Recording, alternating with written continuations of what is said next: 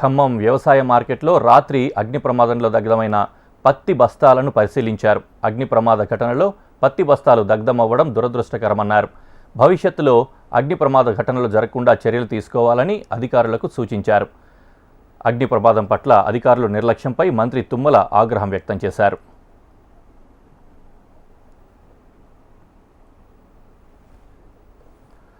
Nizamabad MP Arvind వ్యాఖ్యలు మంత్రి తుమ్మల స్పందించారు.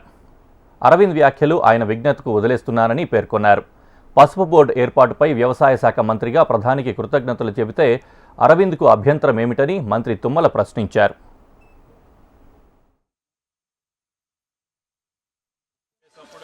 యాక్సిడెంట్లో పత్తి బేళ్లు ఇదవుతున్నాయని చెప్పి నాకు మీ టీవీల ద్వారా చూసి వెంటనే కమిషనర్ గారికి సంబంధిత అధికారులకు ఫోన్ చేసి వెంటనే చర్యలు తీసుకొని నివారణోపాయాలు తీసుకొని నష్ట నివారణ చేయమని చెప్పాము.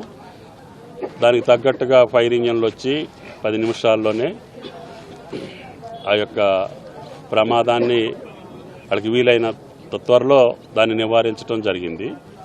భవిష్యత్తులో ఇటువంటి జరగకుండా ఉండాలంటే కరెక్ట్ ఇన్వెస్టిగేషన్ చేసి దేనివల్ల ఇది జరిగింది, రాత్రులు ఉన్నటువంటి భద్రతా ఏర్పాట్లు ఏంటి, ఎవరు చూస్తున్నారు, చూస్తూ ఉంటే ఏం జరిగింది, ఏ రూపంలో జరిగింది, ఎట్లా జరిగింది, ఇవాళ జరిగిన దానికంటే భవిష్యత్తులో కూడా మరి ఇటువంటివి జరిగితే రైతులు నష్టపోవచ్చు, వ్యాపారస్తులు నష్టపోవచ్చు. దీనివల్ల పట్టణం మధ్యలో ఉంది కాబట్టి అటువంటి పరిస్థితి రాకూడదు. కాబట్టి దయచేసి కరెక్ట్ ఇన్వెస్టిగేషన్ చేసి రిపోర్టు ప్రభుత్వానికి ఇవ్వమని చెప్పాను. అటువంటి చర్యలు భవిష్యత్తులో జరగకుండా ఈ లోపుగానే నేను మొన్న ఎన్నికలప్పుడు చెప్పాను, ఈ మార్కెట్ని ఒక ఆదర్శవంతమైన మార్కెట్గా తీర్చిదిద్దుతాను అని చెప్పాను. దానికి తగ్గట్టుగా ప్రభుత్వ పరంగా చర్యలు తీసుకొని 100 కోట్ల రూపాయలతోటి ఈ మార్కెట్ను ఆధునీకరించడానికి ఈ రోజున పనులు ప్రారంభిస్తున్నాం. అతి త్వరలోనే ఆ పనులకు శంకుస్థాపన జరుగుద్ది. కలెక్టర్ గారికి, పోలీస్కి, అదేవిధంగా మున్సిపల్ ఇంజనీర్లకి నా విజ్ఞప్తి ఏంటంటే మార్కెట్ చుట్టూ ఉన్నటువంటి రహదారులు విశాలంగా ఉండాలి.